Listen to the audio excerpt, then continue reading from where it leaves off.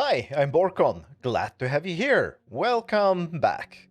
And today is finally time to do a project that, that I have had to do for a long time because I can't consider myself a redstone man, person, player.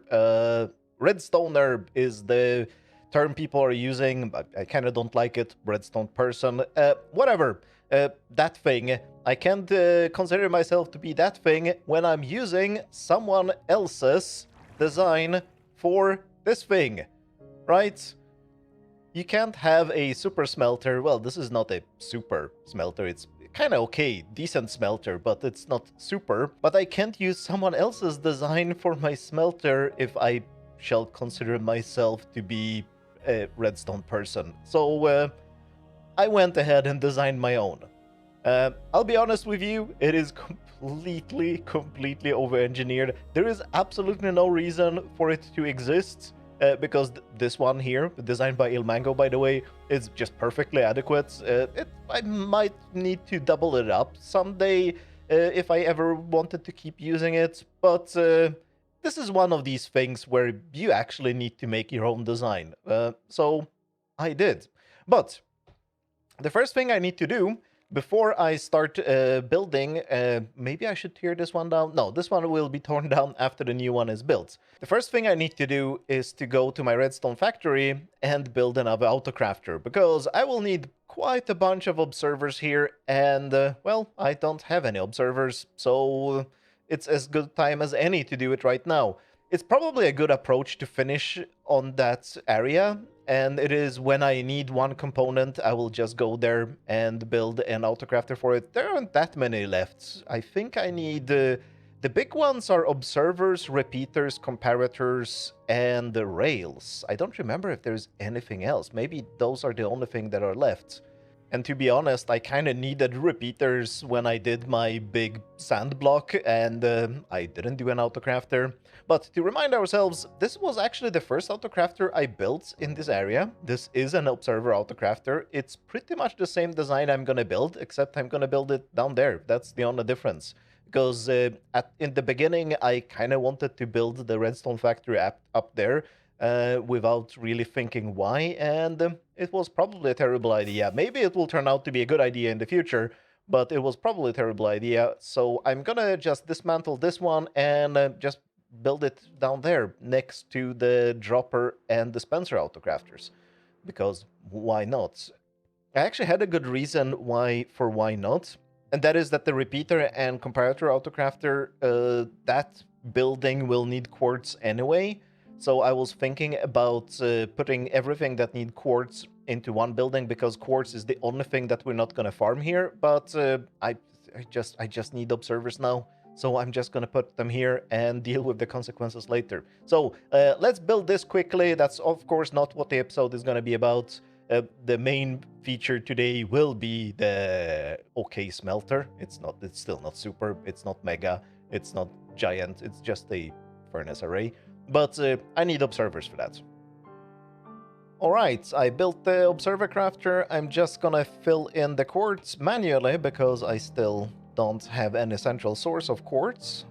And this should start running now. Completely automagically. Ooh, I heard some movements and the rain started. That is probably a good sign, or a bad sign. Who knows? I still haven't decided how to do the quartz. I think for the materials that can't be gotten from anywhere else, I'm just gonna have a central storage. A little bit like I'm doing with the sticks, even though the sticks don't have a central storage, or I don't need to get them externally. I still have both sticks from the witch farms and a sticks crafter, and I will probably just consider the quartz to be just like a crafter, except it will be just a dropper that spits things out. And yes, we are getting observers now, so project done. And yes, I put in the request lines for cobblestone here. I put in the request line, well, it's not the request line, the master switch is connected correctly. I completely messed up the locking of the hoppers, but since this is a new autocrafter, I put in the locked hoppers just from start. I still haven't done them in those two buildings because it's such a pain to do. But I will get to that eventually. But this one is now done correctly, and let me just look at it from a distance, even though it's raining. Yeah, the building around this thing is going to be enormous. Oh, that was probably... It's going to be bigger than that one, and that one is already too huge. That's going to be a serious project, but of course that's a project for another day, because today we are doing the okay smelter. I still don't want to call it super, because it's not super, it's just decent. And the fact that I had to build an observer crafter just to get enough observers for it should tell you something, that it's nuts. Probably not even in a good way, but I really like this. Let's go to my base and figure out where to put that thing, because that's gonna be another 20 minutes of my life where I'm trying to figure out where to put something and can't make up my mind. And, that's how it goes. You have a too big base, then you don't know where to put things. In a smaller base, I mean, it would be much more obvious where to put things. I have too much space, and at the same time, I have too little space. So, yeah.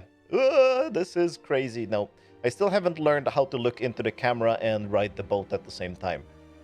It's actually... Someone should invent a system for aligning boats so that they could go completely straight on lines like this. I'm sure someone already has.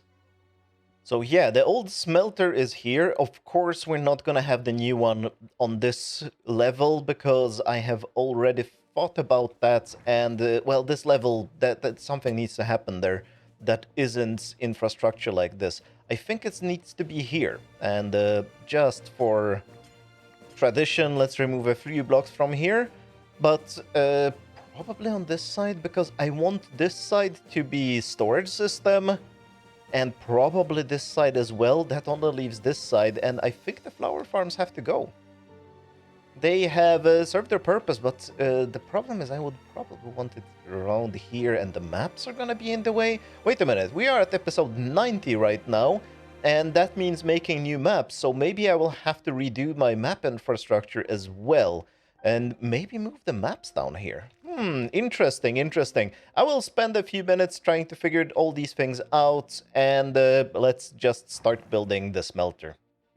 And I started building it here, because that's probably the best place I could figure out. I removed the flower farms, as you can see, and I stored them here in a little bit of a kit to rebuild them in case I want to do that. And I stored all the colors here as well. Started using the glow item frames.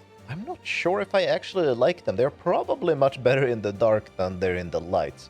A little bit too busy in the lights, but it's fine. I think they will definitely work for maps, because if some people maybe remember, I've been complaining about the maps looking a little bit silly in certain light conditions. Now they're probably quite well lit up and it's not dark, so you can't see it now, but I will use the glow item frames for that. But smelter first, I'm building it here. As you can see already, there is more infrastructure than a normal smelter should use, and that's by design.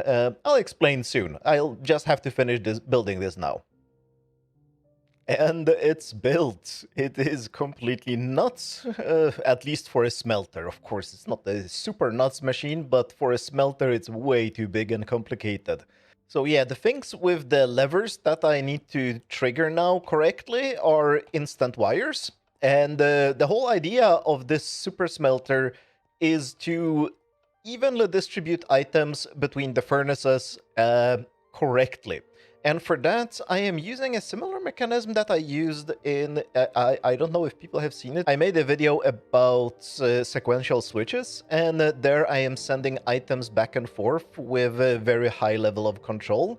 And that's basically the way this thing is supposed to work. I am putting items into a dropper line, and then these items move one at a time exactly correctly until they reach the end, and when I detect that the items have reached the end, aren't these? Oh, no, these are the droppers that are relevant. So this is one dropper line, this is another dropper line where the items are going. This is for fuel, and this is for the items we're smelting. And when I detect at the end that an item has reached the end, I then instantly, perfectly synchronized, drop these blocks of redstone and let the items through the hoppers, which you can't even see, like the item hoppers you can see here, but the fuel hoppers you can see here. And the same thing is on this side. There are blocks of redstone. I dropped the blocks of redstone for just long enough to let one item through, and that is important because otherwise, like, the lines are being fed new items while the previous batch is being dropped into the furnaces, so it's just perfect timing to get one item into the furnace and start smelting. That's basically the way it's supposed to work. And now I just need to double check that everything is correctly enabled, or rather disabled. I need to disable these levers so that they are not powering the rails, so that the rails are, well, powered incorrectly. So when they get updated, which we could, I can actually demonstrate that. I could demonstrate that by placing a block here. Bam. The entire rail line blinked. It's an instant wire, and as soon as it gets updated, it blinks. The observers detect it, and with the correct timing, lower down the bars of honey and slime with the redstone blocks. So if I remove this block, this should happen again. Yep, that's working fine. I no longer have, like, during development, I had blocks which I could just note blocks here, which I could trigger this to test it. Now I don't have this anymore. Let's see, this is still powered. I need to depower the levers from this side to that side, otherwise this becomes a clock and not the correct thing. That worked fine. So if I place a block here, that looks right. That still looks right. That's good. And now let's just do the same thing at the top. Did I turn these off? Yes, I did turn these off. So, jump boost in my base. That's very nice to have. And I have no items in here, so we just should hear a click and nothing else interesting. So, bam, click, click. That worked fine. And let's, no, that's correct. That was correct. There are some other features here because, of course, it's not as simple as my first very quick explanation. And let's just verify that this is correct. It wasn't because I forgot to turn off the levers. Did I? I thought I did it. No, I didn't. Never mind. So turn these off to get the instant wires into the correct state. There we go. And please work. Click, and now there we go. Perfect.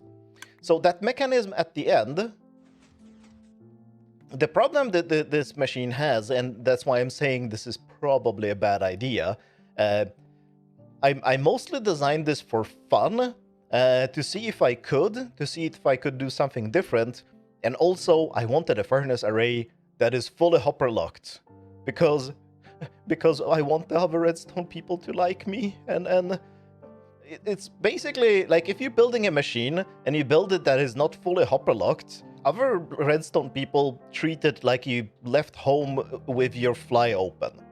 It doesn't really hurt anybody that you have your fly open, but everybody is pointing and staring. And it's the same thing with unlocked hoppers. If you leave your hoppers unlocked, everybody hates you, even though it doesn't really matter. So I built this machine so that the storage people would love me. Or something like that. Am I a real redstone boy now? Anyway, so the problem this thing has, that was a very strange digression. There are hoppers below these droppers, but I only unlocked them long enough so that they suck one item in. The problem is that hoppers first spit items out and then suck items in. So if we look below here, let's say this hopper here, when this hopper sucks the item from the dropper above, it will not push it into the furnace until the next time it gets unlocked. And that would mean that after we stopped feeding items and there are no more items to feed, we will still end up with a bunch of items in these hoppers. So I have a mechanism at the back here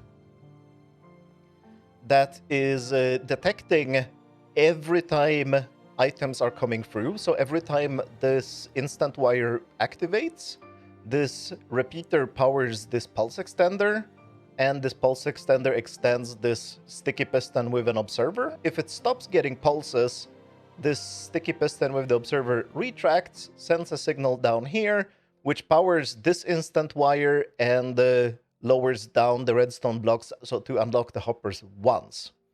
That's a little bit of a bug, and it also means that... Actually, let me just demonstrate what's going on, because it might not make sense when I'm just talking about it. I have a bunch of coal with me. I don't know how I should be fueling this thing, but let's use coal for now. So we can see, click, click, click, click. This is the droppers behind these observers, and there it happened. I didn't really see it, but every 25 items, because there are 25 furnaces, these ones here will drop down. And we can also, for example, look here. There are no items. And soon something should show up. Oh no, I am looking at the wrong dropper again. I keep forgetting. These are not real droppers. I should be looking at the droppers here. Now, these are fuel overflow droppers, because there is no really good way of handling that the fuel has overflown. So I'm sending the items back into this chest. And actually, this whole furnace array will, become a little bit buggy when fuel overflow happens. I have actually written down a little bit of a note to self here in case I ever forget in the future what's going wrong, because this is one of these things that I will absolutely forget. But we can see if the coal... Bam. If a coal appears here, immediately it will get sucked down by the hopper below. There we go.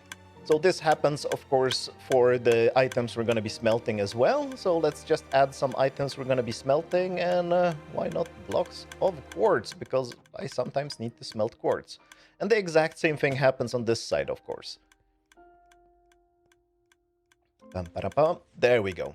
You can see a little bit of a double action from the pistons, that they first retract the slime and honey and the redstone blocks, and then the pistons go down again without pulling the slime and honey down.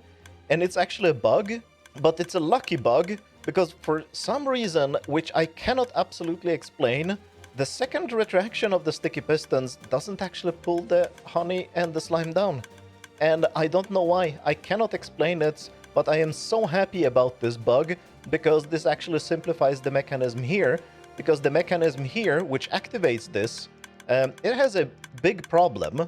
We need to react to this comparator turning on almost immediately. We need to do it within 8 ticks, but the problem is that actually we need to do it faster than 8 ticks, because there is a certain delay in the instant wire. The problem is that there is a signal strength of 1 coming out of this, so it's actually hard. I cannot add any torches or repeaters or pretty much any other components. So this signal here needs to power this rail, and the update of that rail updates the instant wire. So as you can see, there is a very hard to make this into an edge detector, because I cannot add any components. I cannot add any delay. It has to happen that fast, because otherwise, if it doesn't happen that fast, next item will come in here and will just get spit out by the dropper, basically. This is what happens, by the way, with the fuel line when we overflow on fuel. Oh, are we done? I think, yeah, all the items have been distributed. And what I want to see now, just to verify that the machine worked correctly, is that this dropper should be empty. That's correct. Oh, I cannot look at the hoppers below, but we could look at the fuel hoppers. The fuel hoppers shouldn't have anything in them. And the item distribution will be a little bit icky. How many did we have here? 13. Oh no. Why is this buggy? Why did the first furnace get less? Oh, I know why. It's a bug it's a bug I discovered in creative at the last second, and I didn't fix it. When I was doing all my testing in creative, I was putting the fuel and the items directly into the droppers, and that was fine. That works just fine. The problem is that this hopper isn't pushing items fast enough into this dropper, and I wish I could have 2 hoppers pushing items into it, but I just don't see how. and that means that the first furnace doesn't get populated correctly. It is a solvable problem, but probably not in this layout. Not so I would have to change the layouts. Completely forgot about that, but even though it just happened an hour ago when I actually did the last updates of this machine. So yeah, this thing has problems, but I think it is pretty cool. I think the instant wires are cool. By the way, this end of the instant wire, originally in the sequential switch video, I was using a design by Mr. Unpronounceable, PWUIK or Q or some letters like that. I will write it on the screen right now. And that one didn't really work for instant wires that are set up like this with observer block. I couldn't use the other instant wires because I needed the rail to be flat so I could observe it correctly, at least on the upper level. The lower level probably could use the same layouts I was using in the sequential switch video. But I needed the rail to be flat because I need these observers to be flat. But the end, or the cap, or whatever we want to call it, from that design didn't work here. So I kind of figured out how it worked and did my own version, and this one works fine. And you can see something pretty funny here. Do you notice that there is nothing that is actually updating this rail, yet it still updates? You want to know why? It's because of redstone dust. Redstone dust is like that annoying friend that wants to update you about everything. You are in the middle of the night asleep, and he calls you and he says, "By the way, do you know what happened to me today? Blah blah blah blah blah blah blah blah blah." That's like redstone dust. Look, nothing is touching that thing. Why? Oh, that didn't do anything, but that did something. Interesting. So removing redstone dust does things. So redstone dust updates things 2 blocks away for some reason. I cannot explain it. Apparently it is a thing. I've heard it before, so I know that it is a thing. But yeah, I don't need, like, I could have a, I guess, like, if that wasn't a thing, I could just add a target block here to update the rail. But I don't have to because it's just by magic we are updating the rail anyway. Which is, by the way, a very, very massive pain when developing this, because anytime you place any block, you do anything, you sneeze and this whole thing freaks out. Let me show you, like, I can make the top one freak out. Yeah, this is how it freaks out. Now I need to reset it, and to reliably reset it, I just need to power it however I want. But it is the turning off of the levers that matters. So I had to do all this over and over, and hundreds of times, maybe even 1,000 times, I had to depower this thing correctly in the correct order. No, I didn't develop any machine to do it automatically. I probably should have. But yeah, the mechanism for lowering these is also a little bit funny. We're using 2 observers, so this one observes the rail, and this one observes an observer that observes the rail, and that gives us a long enough pulse to turn off this torch. It is all very much both monkey with typewriter and a lot of kind of weird and icky redstone behavior to make this work, and all that to make a relatively unreliable and not particularly fast okay smelter, because, like I said, it's not a super smelter. Now the question is, will the redstone people like me now that all my hoppers are locked? And with that done, we can now remove this thing. I wonder how much XP I'm gonna get from this thing. 356. It shouldn't get the whole level. It's quite a bit. Not bad. I'm gonna reuse the blaze rods that I'm getting here, because I guess blaze rods are still the best fuel, because I don't want to use coal. I'm not mining for coal, and I don't have charcoal sources or anything like that, so I think blaze rods are still the best. Actually, I do have a coal source. I could just use the Wither skeleton farm to get coal. Yeah, I probably should just be using coal instead of blaze rods and save blaze rods for something more useful. Or just not farm them at all. By the way, another difference between my old super smelter and the new okay smelter is that this one had 23 furnaces, that one has 25.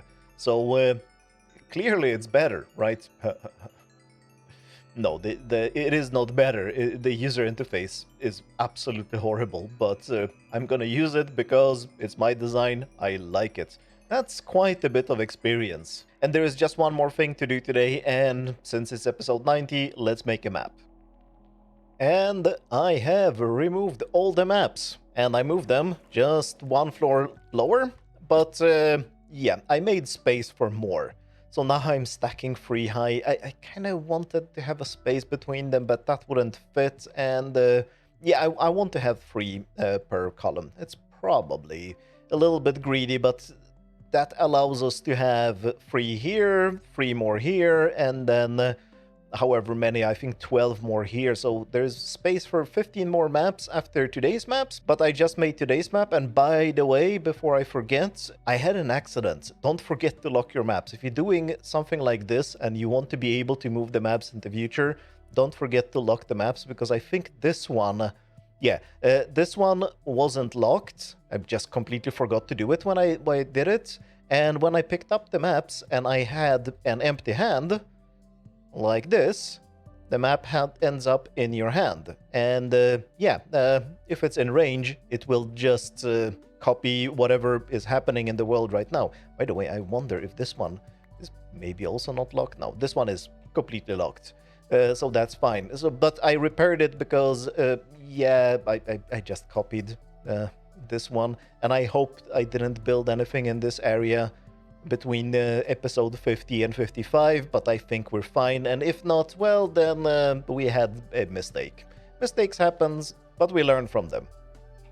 Anyway, I'm also using glow item frames for the maps, like I mentioned before, because now you can see that the maps have very, very uniform color. There aren't any variations that there were in the past, especially like if you have a light here. These ones, like the near the light, would be brighter, and then they would get darker the further they get from the light. But now, with the glow item frame, this is solved. I picked up the wrong map there, but it doesn't matter. Come on. Thank you. It's sometimes hard to place them. I don't know why. Maybe I'm just bad at it. Oops. Let's not rotate them. That one. And it's done. Let's jump down. And also, please notice the fantastic signs with the most neon-y, glowy, horrible color I could find. I actually think, like, I think it looks good. I tried magenta first. Magenta didn't work. The lime and the glow ink actually looks okay. That's it. There were changes, of course. Why don't I see the changes? Oh, I do see the changes. This one is new. Wasn't here, but we have it there. And the path is new, of course, because I extended the path. What else did I do? I didn't do that much, actually. No, there isn't much else going on. This is the old map. This is the new map. I'm trying to see if... No. Well, a little bit here. You can see a little bit of an experiment next to that mushroom, which would be this mushroom. You can see the exact same thing. I will try to add moss instead of just spamming bone meal on the grass, but it didn't matter at all. This kind of looks like a glitch here. It's the exact same glitch here. That looks like mycelium. I've seen where it is.